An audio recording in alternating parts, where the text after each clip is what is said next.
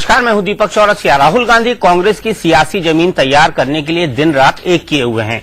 वो जमीन से जुड़े नेताओं की तलाश में जुटे हैं। ऐसे नेताओं को चुन चुनकर खुद ट्रेनिंग दे रहे हैं कि विपक्ष के हमलों का जवाब देने के लिए जमीन आसमान एक कैसे करना है। सोमवार को उन्होंने पार्टी के तमाम प्रवक्ताओं की क्लास ली तो दो बातें तसल्ली से समझाई। राहुल ने पहला सबक सिखाया कि किसी भी मसले पर पार्टी के सारे नेता अलग अलग राग अलापना बंद करें, और दूसरा पाठ पढ़ाया कि सोशल मीडिया पर पार्टी की नीतियां और खूबियों का प्रचार करने के लिए एक्टिव हो जाए। लेकिन 24 घंटे बीतने से पहले ही कई कांग्रेसी राहुल की मेहनत पर पानी फेरने में जुट गए हैं। शकील अहमद के ट्विटर पर जो बवाल मचा, उस पर कांग्रेस नेताओं ने इतने तरह के बयान दिए कि अब यह नहीं पता चल रहा है कि कांग्रेस उनके बयान का समर्थन कर रही है या फिर विरोध। अब ये बड़ी बहस का मुद्दा है कि क्या राहुल गांधी की सलाह एक दिन में भूल गए कांग्रेसी? अगर हां, तो फिर ऐसी पढ़ाई से चुनाव परीक्षा में कैसे पास होगी कांग्रेस?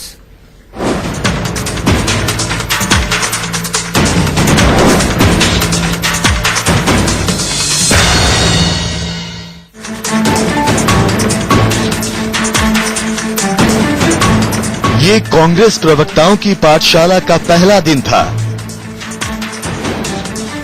कांग्रेस उपाध्यक्ष राहुल गांधी ने पहला पाठ पढ़ाया। सभी नेता एक सुर में बोलेंगे।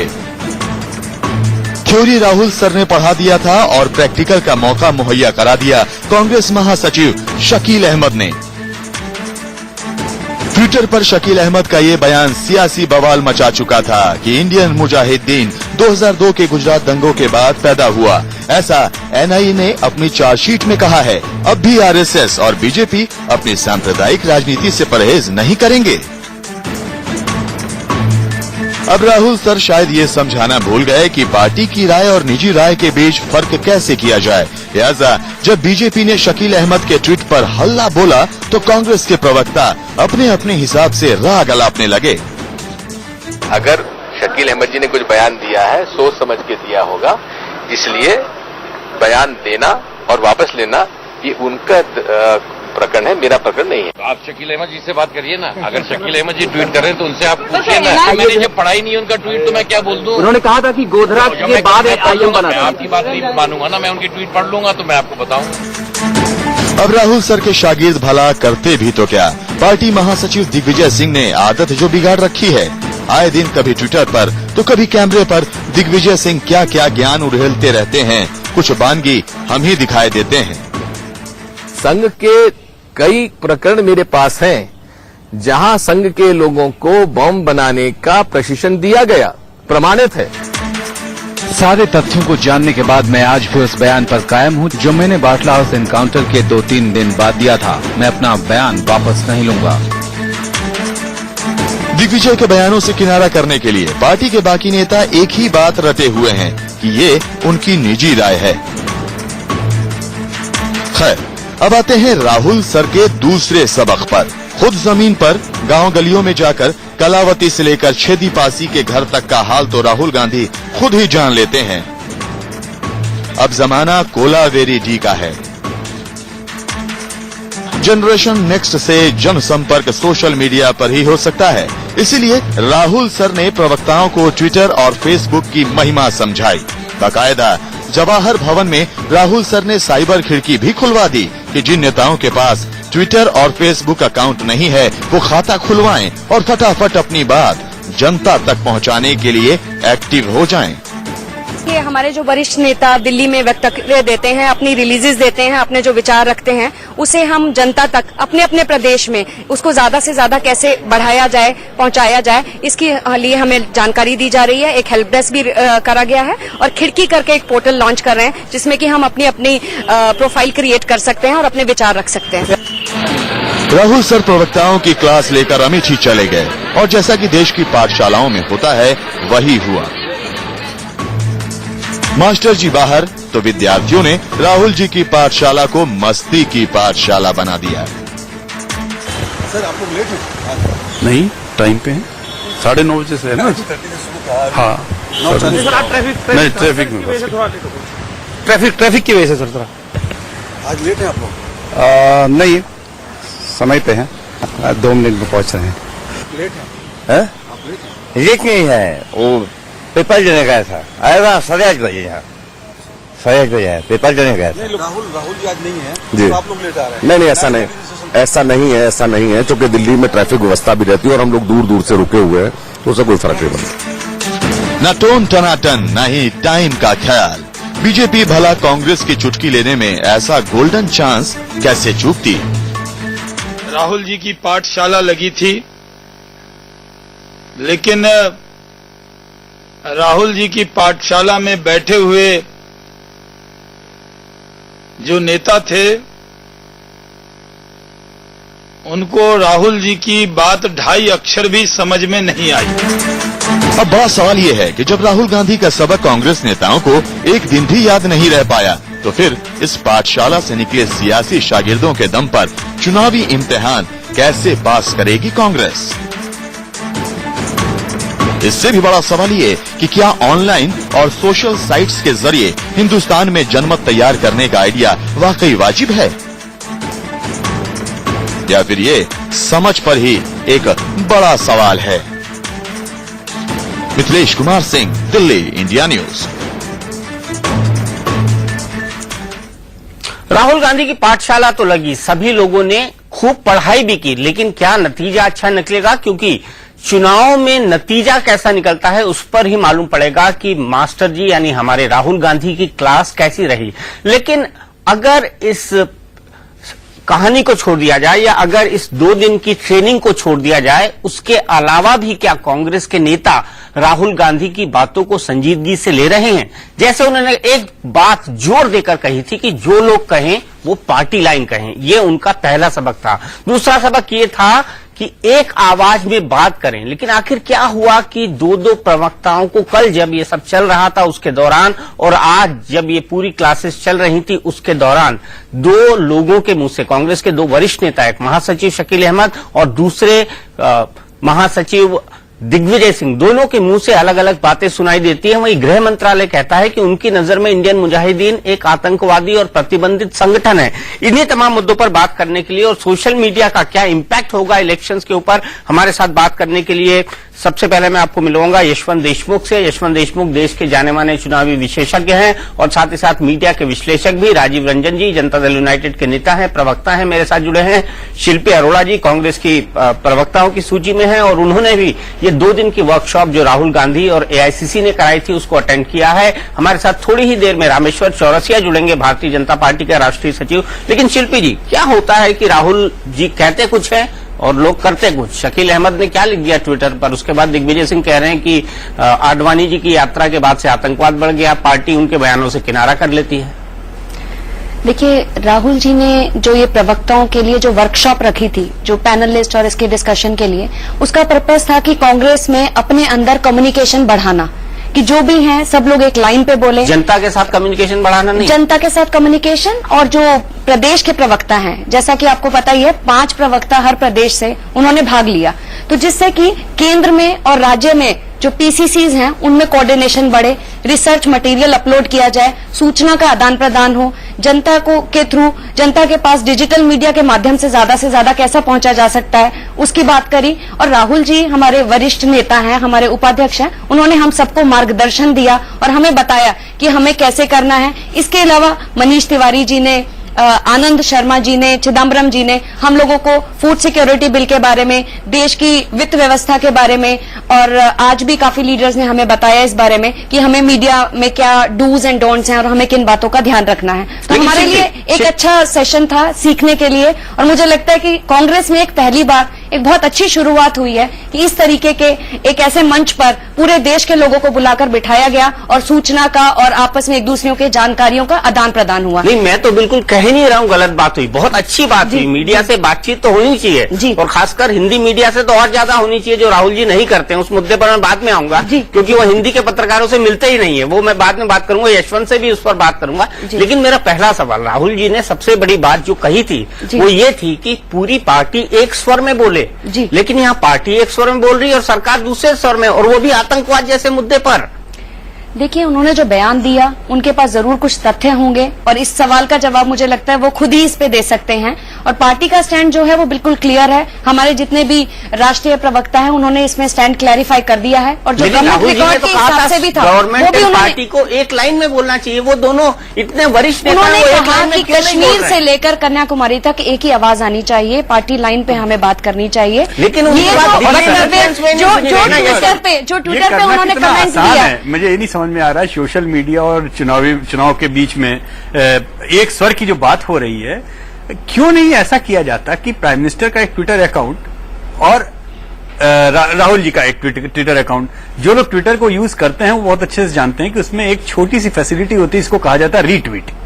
तो एक तय कर दिया जाए कि प्रधानमंत्री के अकाउंट से जो ट्वीट किया जाएगा सारे मंत्री उसको रीट्वीट करेंगे और कुछ नहीं लिखेंगे, और राहुल जी के अकाउंट से जो ट्वीट किया जाएगा सारे संगठन के प्रवक्ता केवल उसको रीट्वीट करेंगे, कुछ नहीं लिखेंगे। तो ये तो बहुत काम आसान हो जाता है। केवल अगर ऊपर से लेकर नीचे तक सबको एक ही स्वर में बोलना है तो रीट्वीट करें, क्या जरूरत है अपनी भाषा बोलने की? स्वर का मतलब ये है, शब्दों का चयन नहीं है। हर किसी को जो पार्टी लाइन पे जो बात कही गई है, हर प्रवक्ता का अपना बात करने का ढंग होता है, हर सबका अपना विचार को पूरा अभिव्यक्त करने का पूरा एक ढंग होता है। इसका मतलब ये नहीं कि सेम को रिपीट करना है, इसका मतलब ये जो पार्टी की गाइडलाइंस है उसको आगे कैसे पहुंचाना है। इंडियन मुजाहिदीन क्या है?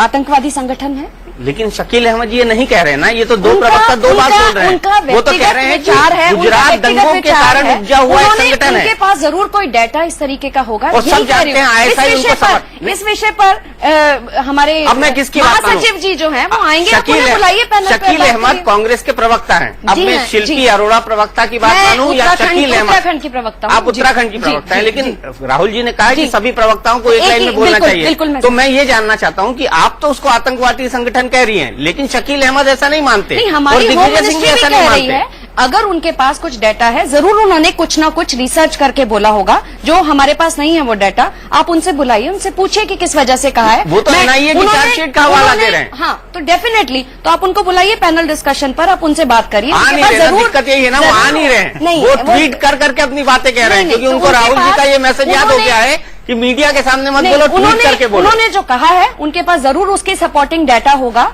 और हम सबको ये जानना चाहेंगे कि क्या डाटा है, डेफिनेटली। लेकिन फिर वो डाटा एक्सचेंज होना चाहिए ना आपके पूरे उसमें सिस्टम तो के अंदर एक्सचेंज होना चाहिए। अभी उन्होंने और ट्वीट सभी किया है, कांग्रेस के प्रवक्ताओं को बोलना चाहिए। उन्होंने अभी उसके फिर लिए रेणुका उससे चौधरी संबंधित प्रेस कॉन्फ्रेंस नहीं की है, और रेणुका चौधरी जी क्यों कह रही है कि पार्टी की राय नहीं है? सरकार ये क्यों कह रही है पार्टी की राय नहीं है? देखिए हर आदमी जो है, मैं प्रवक्ता हूँ, उसके साथ साथ मेरी एक इंडिविजुअल कैपेसिटी भी है। मैं खुद आपको क्या यहाँ किसी प्रवक्ता की इंडिविजुअल कैपेसिटी होती है? नहीं, इंडिविजुअल सबका अपना प्रोफेशनल, कोई डॉक्टर होता है, कोई जर्नलिस्ट होता है, कोई प्रोफेशनल कैपेसिटी है, स्पोक्सपर्सन की कोई इंडिविजुअल और कैपेसिटी उन्होंने नहीं होती। नहीं, डेफिनेटली उन्होंने किसी भी पार्टी के स्पोक्सपर्सन की इंडिविजुअल कैपेसिटी नहीं होती। किसी न किसी आधार पर उन्होंने बात कही होगी, वो उन्होंने गलत बात नहीं कही होगी, लेकिन पार्टी लाइन से नहीं मिलती। इसलिए हमारे जो रेणुका जी हैं और प्रवक्ता है, उन्होंने इस बात से डिनाई किया कि ये विचार जो है पार्टी के विचार नहीं है। एक सवाल और पूछता हूँ। दिग्विजय ने कहा बाटला हाउस इनकाउंटर फर्जी है। जी। चिदम्बरम साहब ने कहा कि बाटला हाउस इनकाउंटर फर्जी बिल्कुल नहीं था, वो एक बोनाफाइड एक ऐसा केस था जिसमें आतंकवादियों को पकड़ने के लिए एक इंस्पेक्टर गया, वहां पर काउंटर अटैक हुआ, यानी वो कहा कि वो लोग आतंकवादी थे जिन लोगों को मारा गया। अब मुझे बताइए, चिदम्बरम साहब कहते हैं फर्जी नहीं है, दिग्विजय सिंह कहते हैं फर्जी है, मैं किसको मानूं? देखिए, जो चिदम्बरम साहब ने कहा वो उन्होंने रिकॉर्ड्स के आधार पर सरकार के बिहाफ पर दिग्विजय सिंह ने कहा वो रिकॉर्ड के आधार पर नहीं कहा। उन्होंने जो अपने विचार रखे और जो उन्होंने फीडबैक मिला होगा वहां से, उन्होंने उसके आधार पर कहा। मतलब देश के गृह मंत्री को कोई फीडबैक नहीं मिलता। कांग्रेस एक प्रजातांत्रिक पार्टी है, हम अनुशासन के नाम पर लोगों को दबा के नहीं रखते, उनको विचारों की अभिव्यक्ति का पूरा अधिकार है। शिल्पी की बात से यशवंत ये लगता है, मैं राजीव रंजन के पास भी चलूंगा, लेकिन उनकी बात से लगता है कि गृह मंत्री को उतना फीडबैक नहीं होता जितना दिग्विजय सिंह को होता है। उनके पास जो टेक्निकल फीडबैक है, नहीं, गृह मंत्री के पास तो आई कहीं है, पर भी गृह मंत्री के कहीं पास पर भी एक सरकारी डाटा होता है, सबका सरकारी डाटा ले सकते हैं। एक सरकारी डाटा मतलब होता है, दिग्विजय सिंह एक सरकारी डाटा होता है, और मंत्री एक के इंडिविजुअल पास लेवल पे दिमाग का फीडबैक है, पार्टी के दिमाग का प्रवक्ताओं के फीडबैक नाम है, पर और दिल का फीडबैक है। लोगों से जो पता चला उसको उन्हें फीडबैक मिला। टेक्निकल फीडबैक और भावनात्मक फीडबैक दरअसल तो देखिए, अलग-अलग ऐसा होता चीजें है, हैं। कई बारी एक आम आदमी कहीं जाता है, वो कहता है जी हजारों लोग वहां मरे हुए थे, लेकिन सरकार के पास, प्रशासन के पास राहुल गांधी ने फीडबैक कहा होता था, है। राहुल गांधी ने वहां कहा था भट्टा परसौल में कि यहाँ पे लोगों को जिंदा जला दिया गया, क्या हुआ उसका? वो जब आप वहां जाते हैं, लोगों के से मिलते हैं, जो लोगों का जो जनता की आवाज होती है, नेता जनता की आवाज होता है, वहां पे लोगों के जो विचार होते हैं मेरे ख्याल से उसके ज्यादा आधार पर आसान होगा उन्होंने दीपक कि अगर सारे कांग्रेस के नेता अपने ट्वीट करने से पहले केवल इतना लिख दें, ये मेरी व्यक्तिगत ट्वीट है, ये मेरी ऑफिशियल ट्वीट है। हाँ, तो शायद ये ज्यादा, और ये बहुत स्पष्ट दो रूप से है। सेपरेट अकाउंट ये दो सेपरेट अकाउंट रखे, या ये बोले मेरी व्यक्तिगत राय। और यकीन माने, मेरा अपना मानना व्यक्तिगत रूप से है कि लोकतंत्र के अंदर व्यक्तिगत राय रखने में कोई बुराई नहीं है, लोकतंत्र के अंदर एक स्वस्थ परंपरा होनी चाहिए। लेकिन कांग्रेस कहीं ना कहीं इस खिचमिचाहट में पड़ी हुई है। जो स्टेटमेंट कांग्रेस के नेताओं के पार्टी के लिए सूटेबल होते हैं, पार्टी कहती है कि हाँ हम इसका समर्थन करते हैं। जिस स्टेटमेंट पे पार्टी के नेताओं को लगता है कि नहीं नहीं इसमें हमको नुकसान हो सकता है, उससे पार्टी कहती है ये उनकी व्यक्तिगत राय होगी।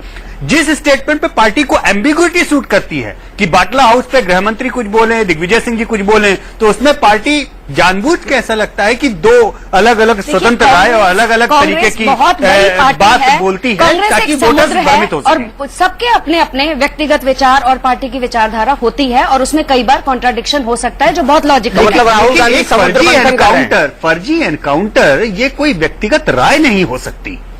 व्यक्तिगत राय तो नरेंद्र मोदी की भी है कि वो एनकाउंटर सही था जो गुजरात में हुआ। व्यक्तिगत राय उनकी भी है कि अगर हैं वो सभी मंचों पर रख रहे हैं। राजीव रंजन जी के पास चलते हैं। राजीव रंजन जी, ये सब मुसलमान वोटों को थामने के लिए होता है। आपने भी नरेंद्र मोदी से मुसलमान वोटों को थामने के लिए किनारा किया। कांग्रेस पार्टी के नेता दिग्विजय सिंह जैसे लोग और शकील अहमद जैसे लोग ये कर रहे हैं। नहीं, दोनों परिस्थितियां समान नहीं है। हमने बिहार की जनता से जो मैंडेट मांगा था वो डेवलपमेंट का मैंडेट था। विकास के रास्ते पर बिहार आगे बढ़ा है और गठबंधन के दोनों दलों ने नरेंद्र मोदी को पूरे चुनाव अभियान से लोकसभा और विधानसभा के चुनाव में अलग रखा। कहीं न कहीं दोनों पार्टियों के नेताओं में ये समझ थी कि नरेंद्र मोदी और नरेंद्र मोदी का जो अघोषित एजेंडा है, जो घोषित तौर पर वो जो बातें कहते हैं, वो बिहार के वातावरण के अनुकूल नहीं है। और इस पर सहमति के आधार पर हमने चुनाव लड़े और जनता ने एक अपराजय अभूतपूर्व जनादेश दिया और गठबंधन को दोबारा सत्ता में बने रहने का आशीर्वाद जनता ने दिया। तो जो परिस्थितियां वो बिल्कुल अलग है। मैं एक बात जरूर कहना चाहूंगा, ये सवाल दीपक जी आपने बहुत ही वाजिब उठाया है, लेकिन बड़ा सवाल ये है कि पार्टियों में ऐसी रूटीन कवायद तो होती हैं, कहीं ना कहीं कुछ औरों से अलग हट करके करने की कोशिश में ऐसे प्रयास होने चाहिए। लेकिन जो प्रवक्ताओं के निजी राय का सवाल है, मुझे लगता है पार्टी प्रवक्ता का मतलब पार्टी की आधिकारिक जो जुबान है, जो पार्टी कहना चाहती है, वो प्रवक्ताओं के जरिए बातें कही जाती हैं। और इसीलिए निजी विचारों की गुंजाइश बहुत ज्यादा पार्टी प्रवक्ताओं के लिए नहीं होती है। लेकिन एक बात हो सकती है कि अगर कोई वैसी स्थिति आए तो पार्टी प्रवक्ता ये पहले कहे कि ये मेरी निजी राय है, इसे पार्टी की आधिकारिक राय नहीं समझा जाए तो भ्रम नहीं होगा।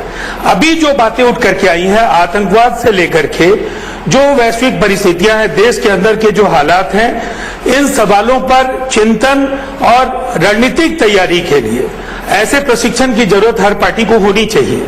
लेकिन केवल ये जो नए रिक्रूट को एक जगह हम जमा करते हैं और उनको कहते हैं, और स्थापित नेताओं के बीच जो ये होड़ लगी है कि हम कैसे हेडलाइंस में बने रहने के लिए बड़ी बातें कहें, जिससे देश की अखंडता, देश की अस्मिता और जो भाईचारा है कहीं उससे प्रभाव नहीं पड़े, ये भी एक बड़ा सवाल है। और ये पार्टी की आधिकारिक बात कहने वाले लोगों को समझना चाहिए कि सनसनी पैदा करने से वो पार्टियों की भी बात पिटवाते हैं और कहीं न कहीं देश में जो वातावरण है उसको भी वो आग पहुंचाने की कोशिश जाने अनजाने में कर जाते हैं।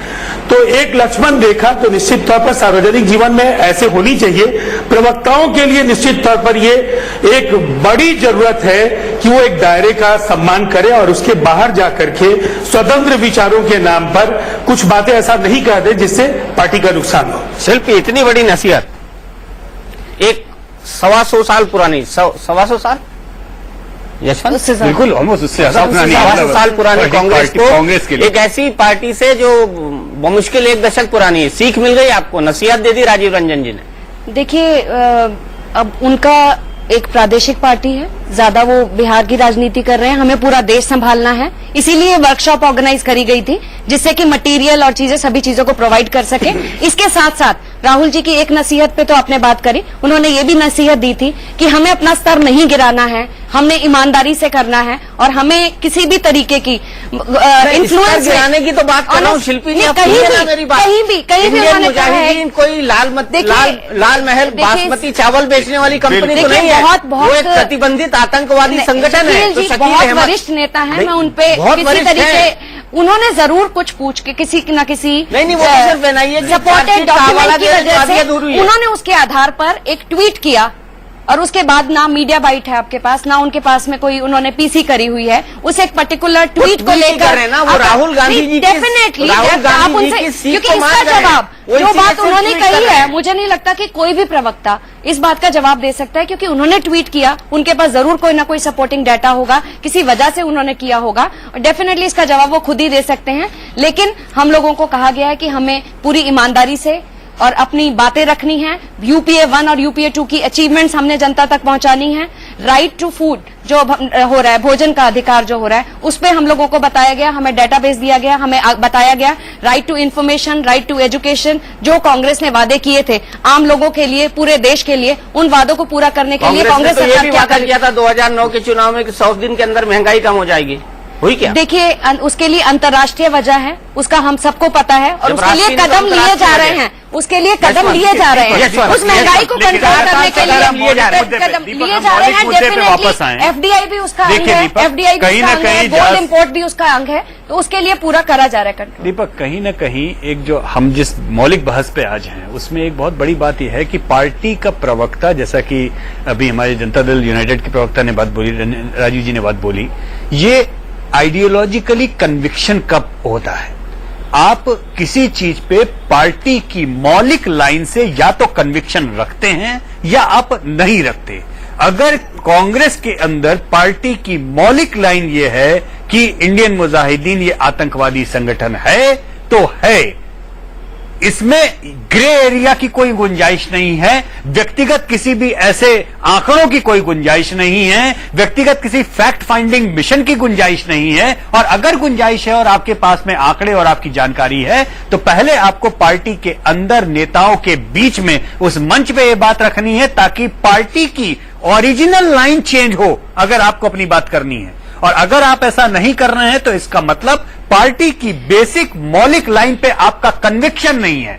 पार्टी का कोई भी प्रवक्ता ये अफोर्ड ही नहीं कर सकता, कर ही नहीं सकता कि हम पार्टी की बात से कन्विक्शन के साथ में हम पूरी तरह से सहमत नहीं है। यशवंत, क्या बात कर रहे हैं, जब राहुल गांधी उपाध्यक्ष बने थे तब इन्हीं के गृह मंत्री और हमारे देश के गृह मंत्री और मेरे भी गृह मंत्री सुशील कुमार शिंदे जी ने कहा था कि बीजेपी और आरएसएस के आतंकवादियों से संबंध है। ये बात के प्रूफ मेरे पास आ चुके हैं, फिर क्यों उन्होंने खेद व्यक्त किया? शिल्पी, मैं जानना चाहता हूँ, वो तो गृह मंत्री। सबसे पहले तो मैं राजीव से पूछना चाहूंगी, उनके मुख्यमंत्री नीतीश कुमार जी और जो शरद यादव जी है, क्या उनकी राय एक जैसी होती है? कितने केसेस आपके सामने आ चुके हैं? जो दो बड़े नेताओं की बात कर रहे हैं, वो दिल्ली में प्रेस कॉन्फ्रेंस करके कुछ और कहते हैं और वहां पे बिहार से नीतीश कुमार जी की एक अलग स्टेटमेंट आती है। वो तो ये प्रॉब्लम, वो दो अलग अलग पार्टी के अलग अलग नेता है ना। नीतीश कुमार की जनता दल यूनाइटेड है और उसके सेरेमोनियल, तो आपने सवाल मुझसे पूछा है। नहीं, उसके सेरेमोनियल अध्यक्ष है शरद यादव, उससे ज्यादा उनकी कोई जगह नहीं है पार्टी में। राजीव रंजन भी बात को जानते हैं। देखिए, सेरेमोनियल अध्यक्ष क्या वो एक पार्टी के नहीं? पार्टी के वरिष्ठतम नेता है शरद यादव जी, पार्टी के लोकप्रिय नेता आपने मुझे इतनी सीख दी, मैं एक सिंपल, क्या आपसे एक सिंपल सी बात पूछ रही हूँ, क्या आपकी पार्टी में एक्यूज होते हैं? शिल्पा जी, आप शिल्पी जी, आपने सवाल पूछ लिया, अब आप जवाब धैर्य से सुन लीजिए।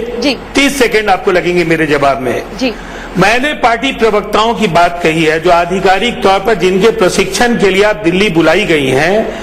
तो बड़े नेता कुछ भी कह सकते हैं। प्रवक्ताओं का मैंने कहा है कि आचरण क्या होना चाहिए। नहीं तो क्या बड़े नेताओं को क्लीन चिट है, वो कुछ भी कहे? शरद यादव जी कुछ भी, जी, मतलब आप ये कहना चाहते हैं प्रवक्ताओं के लिए सब कुछ है? तैयार नहीं है? जी, आप कहिए। नहीं, वो ये रेफर करिए राजीव रंजन। नहीं, रेफर कर रही हूँ, प्रवक्ताओं को क्यों डिफाइन कर रहे हैं? नीतीश कुमार जी ने कहा कि इसके पीछे साजिश है, लेकिन शरद यादव जी ने उसके बाद 1 बजे के आसपास प्रेस कॉन्फ्रेंस की और कहा कि इसके पीछे कोई बहुत सारे मुद्दे हैं। मोदी जी की एक्सेप्टेबिलिटी, मोदी जी को एक्सेप्टेबिलिटी का इशू है, 50 इशू है। क्या हमेशा एक ही राय होती है? राज्य शरद यादव जी के बयान के बाद जो बिहार सरकार ने जांच दल भेजा है, जांच दल ने डिविजनल कमिश्नर और डीआईजी की रिपोर्ट के बाद, जिसको असिस्ट किया एफएसएल की टीम ने, जो रिपोर्ट आई है, एफएसएल ने कॉन्स्पिरेसी थ्योरी को बल दिया है, इसलिए कि मोनोक्रोटोफॉस जो बाजार में सेल्ट्रॉन का 5 टाइम्स ज्यादा उसमें पॉइजन करने की कैपेसिटी है। जा रहे हैं। आपने मुझे इतनी बड़ी सीख दी। मैंने आपसे सिंपल प्रश्न पूछा है, आपके जो सबसे वरिष्ठतम नेता है, क्या उनकी राय दोनों की एक रहती है हमेशा? शिल्पी जी, मुझे लग रहा नहीं, ऐसे बहस करने से नहीं होगा। क्यों नहीं? आप हमारी पार्टी को कमेंट कर रहे हैं। वैलिड सवाल है राजीव रंजन जी, वैलिड सवाल है। आपकी पार्टी को मैंने कमेंट नहीं किया। ये क्या बंदी सिर्फ प्रवक्ताओं की मैंने आपकी पार्टी, शिल्पी जी, मैंने आपकी पार्टी पर कमेंट नहीं किया। आप थोड़ा धैर्य रखिए। मैंने एक सामान्य बात कही है जो हर पार्टी पर लागू होती है, वो हमारी पार्टी पर भी लागू है। आपकी हमारे होम मिनिस्टर ने क्यों ऐसा कहा, उन्होंने ऐसा क्यों कहा, टेक्निकलिटीज तो मैं भी कह रही हूँ। मैं भी कह रही हूँ शकील अहमद जी के पास जरूर कुछ डेटा होगा। आप पैनल बहस का अनुशासन इस तरह से मत तोड़िए। आप अपनी बात लगातार कहने के लिए आपके श्रोता के रूप में हम बैठने नहीं आए हैं। अगर आपको धैर्य नहीं है, आप एक तरफा अपनी बातें कीजिए। राजीव रंजन जी, आप बात कहिए ना, आप इनको क्यों सलाह दे रहे हैं? आप अपनी बात करिए, दीपक जी को एड्रेस करिए, आप हमें सलाह मत दीजिए। हम आपको सलाह नहीं दे रहे हैं। आपके दो अगर बड़े नेता अलग सुर में बोलते हैं, हम उस पर कमेंट नहीं कर रहे हैं। हमारा पार्टी का आंतरिक मामला है। आपने हमें इतनी लंबी सीख दी, मैंने कुछ नहीं बोला। आप दीपक जी को एड्रेस दीजिए, मुझे आप एड्रेस मत करिए। आप मैंने आपको एड्रेस नहीं किया। दीपक जी, हमारी सरकार ने जो आधार तय किया उस पॉइजन थ्योरी को लेकर के, कॉन्स्पिरेसी के थ्योरी को अगर बल मिला है, तो जो परिस्थितियां हैं, अगर आपके चैनल के पास वक्त है तो घटना स्थल पर घटना घटने के तुरंत बाद जो मसरा के पीएससी में जो घटनाएं हुई हैं, जो सदर अस्पताल में घटनाएं हुई हैं, बंद के आह्वान के पहले वहां व्यापक हिंसा का वातावरण शुरू हो चुका था। एम्बुलेंस ड्राइवर्स को वहां से खदेड़ दिया गया था, वहां साक्ष्य मिटाने की कोशिशें हुई, और उसके बाद जब वो बच्चे पटना लाए गए हैं, उसके पहले वहां जो इस तमाम प्रतिकूल स्थितियों के बावजूद जो उनको सुविधाएं दी जा सकती थी, सरकार ने की। और उसके बाद पटना में उनके चिकित्सा सुविधा को अनवरत मॉनिटरिंग करने का काम नीतीश कुमार जी ने किया। और तब तक वो चुप रहे जब तक आधिकारिक तौर पर इसकी पुष्टि नहीं हो गई कि ये कहीं न कहीं अक्यूट पॉइजनिंग का मामला है। चलिए हम इस पर बहस, राजीव जी, जनता दल यूनाइटेड वाले लोगों के साथ बैठकर हम बहस करेंगे इस पर आपसे, ये एक अलग मुद्दा है। लेकिन शिल्पी, यहां से आगे बढ़ते हैं। रामेश्वर चौरसिया मेरे साथ हैं, भारतीय जनता पार्टी के राष्ट्रीय सचिव। उनकी वो भी खराब हो गई है, फोन लाइन पर हमारे साथ जुड़े हुए हैं। जी, माफ कीजिएगा, विजय सोनकर शास्त्री जी बीजेपी के प्रवक्ता हमारे साथ जुड़े हुए हैं। आपको क्या लगता है शास्त्री जी, कांग्रेस के प्रवक्ता इंडियन मुजाहिदीन को लेकर दो सुरों में क्यों बोल रहे हैं, जब राहुल गांधी ने कहा है कि पूरी पार्टी को एक सुर में बोलना चाहिए? देखिए, ये शकील जी जिस तरह की बातें करते हैं उससे स्पष्ट हो जाता है कि उनकी मंशा क्या है और ये किन ताकतों के साथ, किन लोगों के साथ जुड़े हुए हैं। आज देश संकट की दौर से गुजर रहा है, आतंकवाद और नक्सलवादी घटनाएं देश में बढ़ रही हैं, और ऊपर से इस प्रकार की गैर जिम्मेदाराना बातें कही जा रही हैं। सच्चाई तो ये है कि सांप्रदायिकता का आरोप लगाने वाले लोग खुद ही सांप्रदायिक हैं, और वो हमेशा तुष्टीकरण और अल्पसंख्यकों के हित की चिंता करने के नाम पर अपनी रोटी सेकने की कोशिश कर रहे हैं। ऐसे लोगों को पूरा देश देख रहा है। दीपक जी, ये सच्चाई है कि जिस प्रकार से शकील जी ने ये बातें कही है, उस बातों को देख करके देश के आम जनता में काफी रोष है, और वो इनकी इन बातों को पचा नहीं पा रहे हैं। ऐसा लगता है कि जैसे वो मोटिवेटेड है और पेड है, कहीं से उनको खुद ही ये सब बातें बोलने के लिए तनख्वाह मिल रहा है, और वो अगर ऐसी बातें नहीं बोलते हैं तो कहीं उनकी नौकरी न चली जाए या कहीं उनको इसका खामियाजा न भुगतना पड़े। इस प्रकार से उनकी ये सब गैर जिम्मेदाराना बातें चल रही हैं। तो क्या कांग्रेस के कहने पे वो सब बोल रहे हैं? उनकी पार्टी तो उनसे किनारा कर रही है।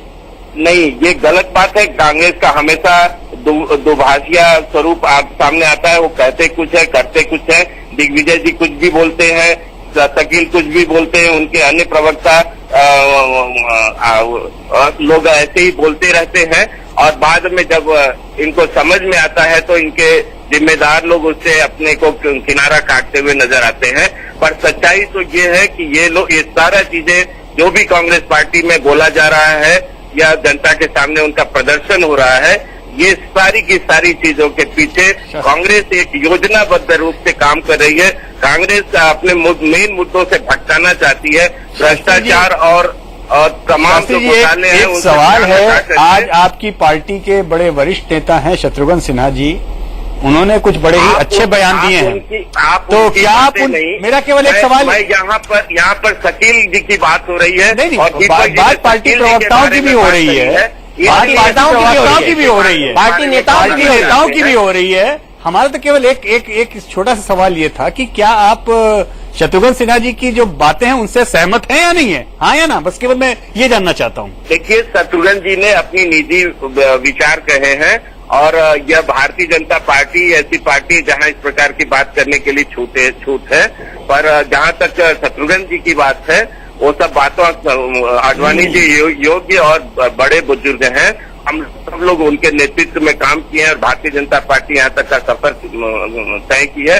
पर ऐसा नहीं है कि मोदी जी के बारे में भी इस समय देश में कोई स्वरूप नहीं खड़ा है। आज मोदी इस देश की धड़कन बन चुके हैं, आज विकास के एक स्वरूप के रूप में वो खड़े हुए हैं।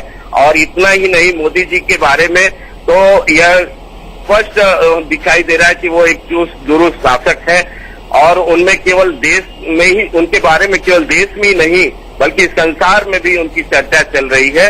इसीलिए अमेरिका वीजा नहीं देता उनको जी, इसीलिए अमेरिका वीजा नहीं देता उनको। नहीं, अमेरिका के वीजा की बात तो अलग की बात है। अमेरिका वीजा क्यों नहीं दे रहा है, उसका सीधा तात्पर्य यह है कि अमेरिका को हिंदुस्तान अगर एक कड़ा और एक डिसाइडेड ऐसा दृढ़ निश्चयी अगर शासक हो जाता है तो अमेरिका जैसे देशों को काफी कड़ा जवाब दिया जा सकता है। आज हिंदुस्तान की जो अर्थव्यवस्था बिगड़ी हुई है, आज यूपीए सरकार जो कहाँ पहुंच गया अमेरिका से यूपीए सरकार पर, कहाँ पहुंच गए शास्त्री जी? मेरे साथ शिल्पी अरोड़ा जी भी हैं, कांग्रेस की प्रवक्ता। राहुल गांधी जी का 2 दिन का सेशन उन्होंने कांग्रेस एआईसीसी का 2 दिन का राहुल जी की पाठशाला में जो पढ़ाई किया गया था उसका परिणाम बंबई में देखा गया। बंबई में जिस तरह से कांग्रेस कार्यकर्ताओं ने एक रेस्टोरेंट पर हमला किया था, ये राहुल गांधी जी के पाठशाला से पढ़े ही लोग थे। और अब पप्पू के पाठशाला में ऐसे ही विषय पढ़ाए जाएंगे जिसको पूरे देश में कम से कम दंगे में मारे हुए लोगों को पप्पी तो नहीं कहा जाएगा, कम से कम किसी की धार्मिक भावनाओं को तो नहीं छेड़ा जाएगा, कम से कम किसी बुरके पे तो किसी के कमेंट नहीं किया जा रहा। आप लोग जो हैं, आप धार्मिक भावनाएं लोगों की भड़काते हैं, लोगों को आप बच्चे की तरह ट्रीट करते हैं, पप्पी की तरह। लोगों में दंगों में मारे हुए लोगों को आप पप्पी बोल के बात करते हैं। दंगे में मारे हुए लोगों को पप्पी नहीं कहा गया था। क्या कहा गया? अपने ज्ञान का वर्धन करिए। नहीं, आप अपने ज्ञान का वर्धन करिए। आप इस तरीके की भाषा का उपयोग जो कर रहे हैं, आप उत्तराखंड में कहानी बनाते हैं कि हम 15,000 लोगों को बचा के ले आए हैं, एक रैम्बो बनने की कोशिश करते हैं, अपने आप को आप दिखाते हैं कि पता नहीं सुपरमैन है आप लोग। पर आप लोगों को ये समझ नहीं, अमेरिका आपको वीजा नहीं देता, लेकिन आप अमेरिकन पीआर एजेंसी हायर कर सकते हैं उनका सोशल नेटवर्किंग पे वोट करने के लिए। वाले लोगों में हिंदू और मुसलमान दोनों थे, तो आप लोग केवल मुसलमानों को। मैंने कब कहा मुसलमान? ये तो आप कह रहे हैं। ये भड़काने वाले काम भाजपा करती है, कांग्रेस इस तरीके के काम नहीं करती है। मैंने कहीं भी अपनी बात में हिंदू मुसलमान को एक बार भी बोला है? उनको क्यों नहीं देखा? नहीं, आपने कहा दंगे में मारे गए लोग पप्पी थे, गाड़ी के नीचे जैसे आ जाते हैं वैसे अपने नेताओं को, अपने मंत्रियों को ये देखते कि वो ईमानदारी से रख सके, भ्रष्टाचार का सीरियल दिखलाना आप अपनी पार्टी को संभाल लीजिए, पहले आप मोदी जी की एक्सेप्टेबिलिटी करा लीजिए अपनी पार्टी में। उद्धार होता आप लोगों का कांग्रेस के आंतरिक मामलों में आपको बोलने का कोई हक नहीं है। कांग्रेस पार्टी के एक नेता मोदी जब एक बात बोल देते हैं तो कांग्रेस के 2 दर्जन नेता सफाई देने में जुट जाते हैं, डैमेज कंट्रोल करने में जुट जाते हैं। आपकी पीआर एजेंसी अमेरिकन है, उनको यहाँ नहीं मालूम, ऐसा नहीं उनको कर नहीं मालूम कि सकती पप्पी है। का आप मतलब अगर यहाँ पर क्या हो पप्पी की जाता है। घटना को हाईलाइट करना चाहती है तो अगर उसको मुसलमानों के सेंस में जोड़ रही है तो ये गलत फहमी आपका, आपने अपने क्योंकि वहाँ पर सेंटेंस हिंदू भी में मारे गए 50 थे। बारी हिंदू इसलिए इस मुसलमान तरह बोल की दिया है। फालतू ये बातें बांटने नहीं की करना राजनीति चाहिए। को और इस देश समय पूरा देश देख की रहा है और जनता समझ सुन रहा रही है, उस बुलावे में नहीं आने वाला है। इंडिया टीवी के व्यूवर केवल कांग्रेस इंडिया की नहीं टीवी के बल्कि व्यूअर्स देश अच्छी के तरह देख रहे तमाम हैं लोग कि नेताओं आप की पूरे बातें देश सुन किस रहे हैं। इंडिया न्यूज है, ये मत करिए। आप किस तरीके भैया ये मत करिए, शास्त्री जी ये मत करिए। किस तरीके से आप भड़काने वाले बयान दे रहे हैं। आपने अपने सेंटेंस में 50 बारी हिंदू मुसलमान कर रहे हैं। क्यों देश को बांट रहे इस हैं? देश आपको में देश हिंदू को और छोड़ के चलना मुसलमान दोनों चाहिए। रहते हैं तो वहाँ हिंदू और मुसलमानों की बात नहीं किया जाएगा तो क्या अंग्रेजों की और अमेरिकन की बात होगी?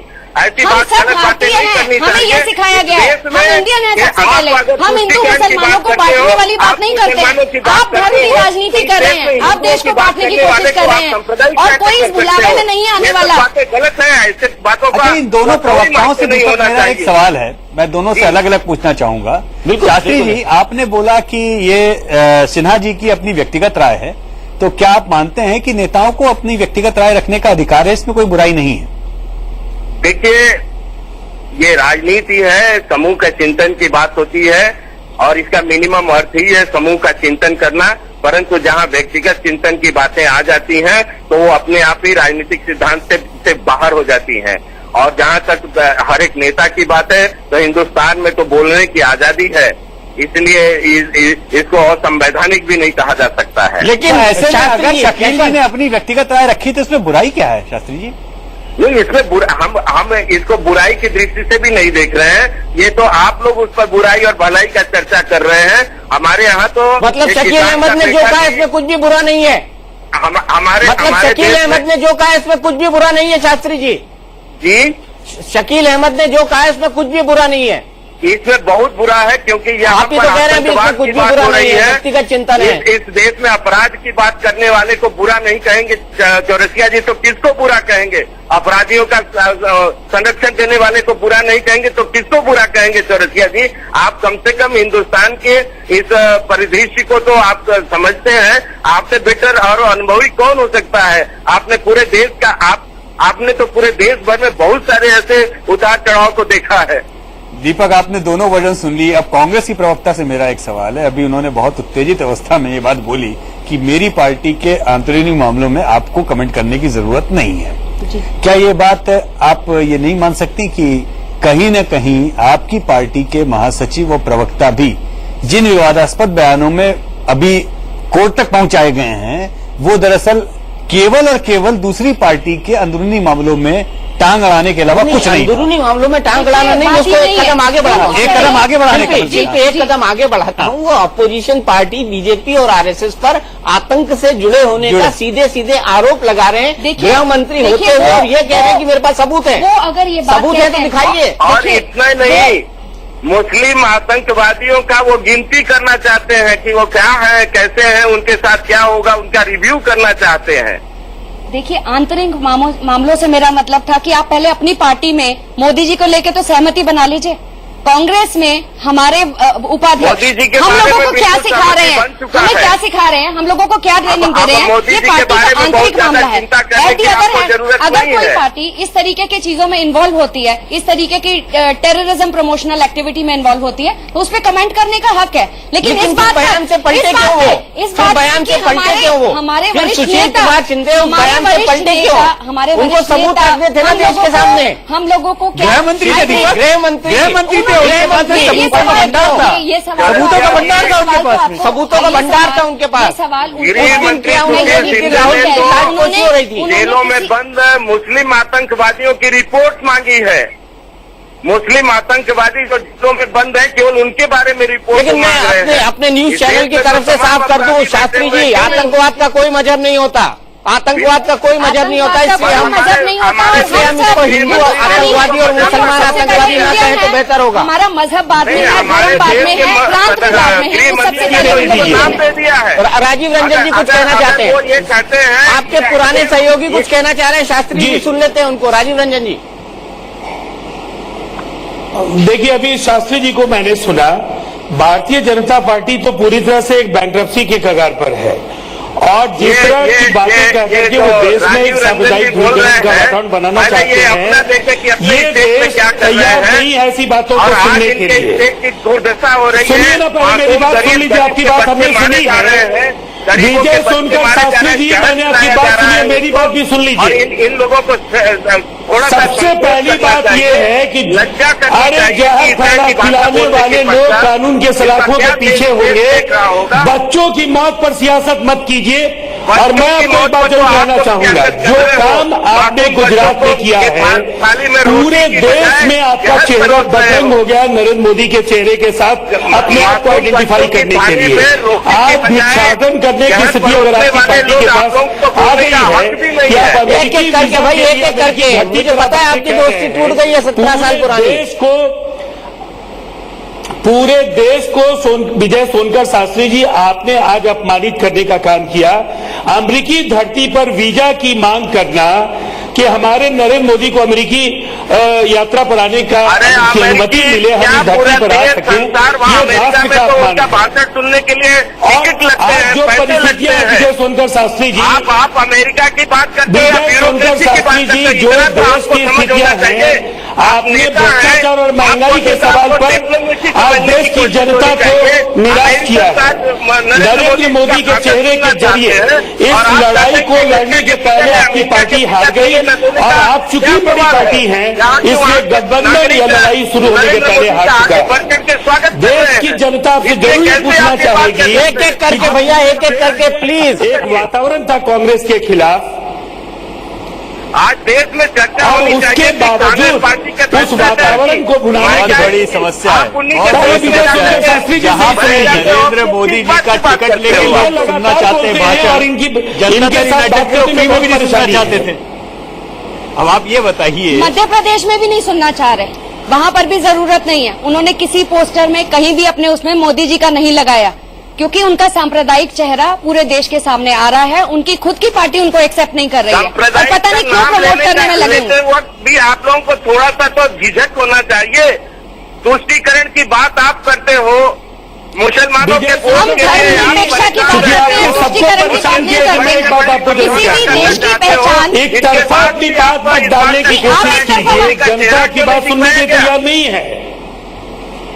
मोदी जी के चेहरे के बारे में आप लोग कम से कम चिंता मत करिए। आप पहले अपनी पार्टी में तो सहमति बना लीजिए। आप लोग सब मोदी जी कर रहे हैं, पहले शिवराज सिंह चौहान जी को, अडवाणी जी को तो मना लीजिए। तोड़ दिया गया है। आज मोदी जी से ही अपेक्षा किया जा रहा है कि उनको फिर से रास्ते पर लाएंगे, देश की अर्थव्यवस्था को सुदृढ़ करेंगे और विकास के दौर में भारत जो पीछे आ गया है। आपने मोदी जी बीजेपी को एक कर पाएंगे क्या? मोदी जी बीजेपी को एक कर पाएंगे क्या?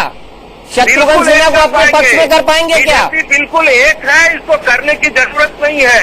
अगर यदा कदा कोई अपने निजी विचार व्यक्त करता है तो उस पर कोई आपत्ति भी नहीं होनी चाहिए। लेकिन शास्त्री जी मैं आपको याद दिला दूं, आपके पार्टी के अध्यक्ष राजनाथ सिंह ने प्रेस कॉन्फ्रेंस करके कहा था सब लोग आपका साथ छोड़ देंगे केवल एक व्यक्ति के कारण। मीडिया पर नहीं व्यक्त करेगा तो शत्रुघ्न सिन्हा शॉटगन या गोली क्यों मार रहे हैं? नहीं, देखिए ऐसी कोई बात नहीं है। शत्रुघ्न जी ने जो बातें कही हैं, अच्छा, राजनाथ सिंह जी ने कहा था कि नहीं कहा था? गंभीर बातें उनकी नहीं है। उनके हर व्यक्ति, बहुत सारे लोगों के मन में तो अपने नेता विशेष के प्रति तो कुछ भाव होता ही है, पर आज इस देश में जो यूपीए सरकार का कुशासन चल रहा है, भ्रष्टाचार और महंगाई, शत्रुघ्न सिन्हा गंभीर नेता नहीं है। आज उसके समाधान के लिए सोचने की जरूरत है। आप कह रहे हैं हैरानी होती है, मोदी जी के हाथ में इतनी जादू की छड़ी है तो एनडीए के कार्यकाल में उनकी मदद, उनकी राय, उनके सुझाव क्यों नहीं लिए गए? 5 साल 13 महीने और 13 दिन जब एनडीए की सरकार थी, तब उनके सुझाव स्पोर्ट्स के बारे में, उनकी जितनी जानकारियां थी, इंस्टीट्यूशन के बारे में, एजुकेशन के बारे में, फाइनेंस के बारे में, तब उनके विचार क्यों नहीं लिए गए? तब पूरे देश को उनसे लाभान्वित क्यों नहीं किया गया? आपसे कह रहा हूँ, आप इस तरह की बातें नहीं कह सकती हैं। अगर आपको कुछ कहना है तो अपने नेताओं को बोलिए। जिस तरह से देश को बर्बाद कर दिया गया है, इस देश को जो लूटा गया है। शास्त्री जी 2009 में चुनाव जीत जाते थे। शास्त्री जी 2009 में चुनाव जीत जाते हैं फिर खोखला कर ये दिया। दूसरी बार कैसे आ गए? अभी महीने कई अंग्रेजों महीने बाकी ने- है, प्रचार अभी शुरू नहीं हुआ है। अंग्रेजों उसके बाद जो ने समझ में आ रही है हम तो ये- दीपक, संजय जी, अगर भारतीय जनता पार्टी के अध्यक्ष कहते हैं कि कोई अपनी निजी राय व्यक्त नहीं करेगा, कांग्रेस के सुप्रीमो राहुल गांधी कहते हैं कोई अपनी राय व्यक्त नहीं करेगा, और फिर भी नेता व्यक्त करते हैं, फिर भी नेता अपनी व्यक्तिगत राय व्यक्त करने नहीं, से ये बाज नेता नहीं की बात आते। नहीं थी। देखिए, ऑफिशियली नहीं कोई कर सकता है, जो जिम्मेदार पदों पर है वो नहीं कर सकते हैं। उन्होंने बाकी सभी नेताओं के कार्यकर्ता लिए तो बोला अपनी बातें रखते ही रहते था। हैं। अरे अपनी पार्टी अध्यक्ष की बात तो सुन लिया करिए शास्त्री जी, अपने पार्टी अध्यक्ष की बात तो सुन लिया करिए। मैं सुन उन्होंने रहा सभी हूं नेताओं के लिए दीपक जी, कहा था। सभी नेताओं के लिए कहा था, सबके लिए जो ऑफिस बेरर है, जिम्मेदार लोग हैं, केवल बोलना जानते हैं, सुनना नहीं सबके लिए जानते। कहा था। और इतना कठिन क्यों है पार्टी के नेताओं को, ये इतना कठिन क्यों है ये समझना कि नेताओं की अपनी राय हो सकती है? ये इंटरनल डेमोक्रेसी से इतनी घबराहट क्यों है? ये सारे नेताओं से मेरा सवाल है कि पार्टी के शीर्षस्थ नेता क्यों चाहते हैं कि उनके सारे नेता एक ही राग अलापें? क्यों जरूरी है ये? वैसे आपने वैलिड सवाल उठाया है, मुझे इस बहस को आगे भी ले जाना है। एक सवाल यशवंत आपसे करना होगा। नरेंद्र मोदी आते हैं, 25 मिनट का भाषण देते हैं कि ट्विटर, फेसबुक, सोशल मीडिया छा जाओ, इंटरनेट पर छा जाओ, आपको यंग वोटर्स को अट्रैक्ट करने की जरूरत है। सेम लाइन पर राहुल गांधी भी बोलते हैं। क्या Twitter, social media, Facebook, WhatsApp, इसमें दुनिया सिमट गई आज की तारीख में? और कितने लोग हैं जो वाकई इससे कनेक्ट होते हैं और कांग्रेस और बीजेपी जैसी पार्टियों को वोट देते हैं? क्योंकि कर्नाटक में तो टोटल फेल रहा था, ये खुद अजय माकन ने कहा था, मैंने नहीं। दीपक, दो जो प्रमुख राष्ट्रीय पार्टियां हैं वो अब ट्विटर पे ही कैंपेन कर लें और ट्विटर पे ही वोट मांग लें, क्योंकि जहां तक वस्तुस्थिति का सवाल है, जहां तक जमीन की हकीकत का सवाल है, ये आप हम सारे सर्वे, सारे पब्लिकेशन, सारे प्रिंट, इलेक्ट्रॉनिक मीडिया लगातार इस बात को बार बार सामने ला रहा है कि आज की तारीख में न तो भारतीय जनता पार्टी कहीं सत्ता के करीब है, न कांग्रेस सत्ता के करीब है। सारी रीजनल और फेडरल पार्टियां इस देश में स्ट्रक्चर में अपनी जो उनकी ताकत है उसको बढ़ा रही हैं, और ये रीजनल पार्टियां कम से कम ये ट्विटर की राजनीति नहीं कर रही हैं, ये जमीन की राजनीति कर रही हैं। तो ये अपने आप में बहुत बड़ा सबूत है कि जो जमीन की राजनीति कर रहा है उसका ग्राफ बढ़ रहा है, जो ट्विटर और फेसबुक की राजनीति कर रहे हैं वो अभी भी कहीं ना कहीं अटके हैं। तो ये दोनों ही राष्ट्रीय पार्टियों का संकट है। दीपक जी, मैं ऐड ऑन करना चाहूंगी। हाँ बिल्कुल करिए, बिल्कुल करिए। देखिए, ऐसा है, जो फील्ड की राजनीति है, ये कभी भी नहीं कहा गया कि ट्विटर, फेसबुक, व्हाट्सएप या बीबीएम के जरिए आप राजनीति कर सकते हैं। ये एक प्रवक्ताओं के लिए है, और वो भी क्यों है? Thanks to electronic media. Hindustan में जो इतने चैनल आ गए हैं, पहले वाला जमाना नहीं रहा कि हम 5 बजे रिलीजेस भेजते थे, 6 बजे वो प्रिंटिंग में जाती थी और उसके बाद अगले दिन का इंतजार करना पड़ता था। हर मिनट, हर आधे घंटे, हर 15 मिनट में न्यूज चेंज होती है। तो उसके लिए कोई भी क्लैरिफिकेशन होता है, कोई भी अपने विचार व्यक्त करने होते हैं, उसके लिए हमें ट्विटर, फेसबुक और ऐसे माध्यमों का प्रयोग करना पड़ता है। मतलब आप लोग ही रिसर्च के लिए सवालों से भागना चाहते हैं। बेसिकली नहीं, आपने हम ट्विटर जवाब पर देना लिखा, चाहते हैं। हम जवाब देना ट्विटर पर चाहते हैं। लिखा आपने हम जवाब देना अपने चाहते हैं, कन्वीनियंस के इसीलिए। हिसाब से सफाई क्योंकि लिख दी। आपके यहाँ हर एक घंटे में मुझे headlines बताइए, change होती हैं। राहुल गांधी आपको पढ़ा रहे हैं, राहुल गांधी बता उन्होंने रहे ये हैं कभी मीडिया से नहीं कैसे कहा बात कि करें, उन्होंने- लेकिन वो खुद मीडिया के सामने कितनी बार आते हैं। देखिए, कभी भी वो उन्होंने खुद ये नहीं कहा कि प्रधानमंत्री फील्ड की ने कितनी राजनीति प्रेस से कॉन्फ्रेंस बचना की है। 9 साल में? फील्ड की राजनीति को देखिए, कभी सोनिया भी जी ने ट्विटर कितनी से, प्रेस कॉन्फ्रेंस की? कभी भी राहुल ट्विटर से गांधी फील्ड की एक राजनीति को खूबसूरत बदला नहीं जा सपना देख सकता। रहे हैं, नौजवान है, अविवाहित है, वो सपने देख रहे हैं, लेकिन कांग्रेस की नैया को वो नहीं पार लगा सकते हैं। आज कांग्रेस की नैया बिल्कुल डूब चुकी है। महंगाई और भ्रष्टाचार और घोटालों से इस शिल्पी देश जी का कहाँ डूबी है? वो तो बैठी नैया हुई तो है। आपकी 9 साल से डूबी हुई है और आगे भी डूबी नहीं, रहेगी। बीजेपी- मोदी का बीजेपी- तिनके का सहारा नहीं मिलेगा आपको। बीजेपी आपकी को डूबती हुई उसके बारे पार्टी में को ऐसा मोदी नहीं रूपी कह तिनके सकते का हैं। सहारा नहीं मिलेगा। बीजेपी देखिए, को आप सच्चाई ऐसा है नहीं कर दीपक सकते कि हैं। दोनों ही नावें जो हैं वो कोले खा रही हैं, देखिए, दर्जनों नहीं, छेद हैं नहीं, दोनों नहीं, नाव कोई- में, कोई लेकिन नहीं ट्विटर खा और रहे हैं। फेसबुक के और प्लास्टर ये इन छेदों को भर नहीं पा रहे। बनेगी। कांग्रेस के ऊपर तमाम भ्रष्टाचार के आरोप लगे हैं। राजीव जी, आखिरी कमेंट आपका, मेरे पास 30 सेकंड बचे हैं फिर। जिम्मेदारी कांग्रेस के ऊपर है। दलितों के घर में, दीपक जी, मैं एक बात जरूर कहना चाहूंगा। देशमुख जी ने कहीं ना कहीं एक बड़ी बात कही है इसके बाद आप उनके कि कैसे संभाल राष्ट्रीय सकते हैं? दलों का जो क्षेत्रीय जो राज्यों का आधार है वो सिमट रहा है और ऐसे में जो फेडरल और रीजनल पार्टीज हैं उनका रोल बढ़ा है। ये एक्नॉलेज करने की जरूरत राष्ट्रीय पार्टियों को है कि जनता के साथ सीधा कनेक्ट जो है वो ज्यादा इम्पोर्टेंट है। सोशल मीडिया जैसे रास्ते हैं, लेकिन कहीं ना कहीं जनता से सीधा संवाद बहुत ही महत्वपूर्ण है और आने वाले समय में देश की सियासत की दिशा दोनों की बात की भूमिका बहुत ही महत्वपूर्ण होने जा रही है। क्षेत्रीय राजनीति की बात देशमुख जी ने कही है, उसके लिए कभी भी हमें नहीं कहा गया कि जनता के बीच में नहीं पहुंचना है। हमारे सारे वरिष्ठ नेता कार्यकर्ता जनता के साथ जुड़े रहते हैं और लगातार संपर्क में रहते हैं। मीडिया से कम्युनिकेशन के लिए सोशल मीडिया रूपी आप मुझे कंप्लीट करने दीजिए। सोशल मीडिया के रूप में उस टूल का कैसे इस्तेमाल करना है पार्टी के अंदर भी और जनता के साथ इंटरेक्ट करने के लिए मीडिया से उसका ज्यादा से ज्यादा बोलने नहीं दे रहे फायदा।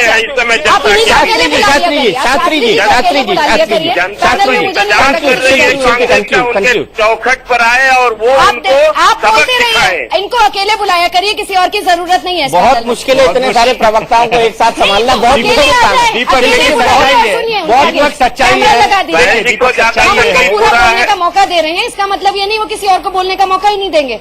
अकेले बुलाइए और उनका शो करिए 2-3 घंटे। मैं कांग्रेस की प्रवक्ता से एक बात में सहमत हूँ कि ट्विटर और इन चीजों का उपयोग मीडिया से इंटरेक्शन के लिए कहा गया है। इसका मतलब ये नहीं कहा गया कि जनता के बीच में जाएंगे। ये टूल बना रहे हैं, ये टूल बनाया गया ताकि जवाबदेही से बचा जा सके और ताकि जवाबदेही की कोई क्रॉस क्वेश्चन नहीं कर सकता। पारदर्शिता के लिए आपको सोशल मीडिया का कोई क्लेरिफिकेशन नहीं हो सकता। शकील अहमद आके कांग्रेस की प्रेस कॉन्फ्रेंस में बोल देना। भाजपा अच्छा शकील अहमद आके फोटोशॉप करके सांप्रदायिक भावना फैला रही है। आप फेसबुक पे जाके मेरा फोटो लगाते हैं, कभी चलते एक कमेंट देना चाहता हूँ। इससे एक और सुविधा यह हो गई है कि मीडिया को आप 3 बयान दीजिए और देखिए सबसे ज्यादा किस बयान से हमको लाभ हो रहा है, जिससे लाभ होता दिखाई दे उसको ऑफिशियल बयान बना लीजिए, बाकी दोनों बयानों को और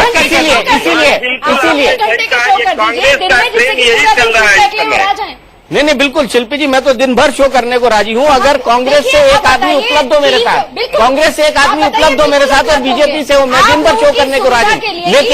लेकिन बहुत सूचना पहुंचाने के लिए ये किया गया। बहुत अच्छा होगा शिल्पी जी कि कांग्रेस की ब्रीफिंग में शकील अहमद आए, वो ये बता दें कि इंडियन मुजाहिदीन एक आतंकवादी संगठन है जिसके बारे में वो बात कर रहे थे, या फिर बासमती चावल बेचने वाली एक कंपनी दूध का दूध या पानी का पानी हो जाएगा। इसमें किसी को कोई संदेह की गुंजाइश नहीं रहेगी। और ये सलाह आप दे देना, ये सलाह दे देना मुझे इसी पॉइंट पर।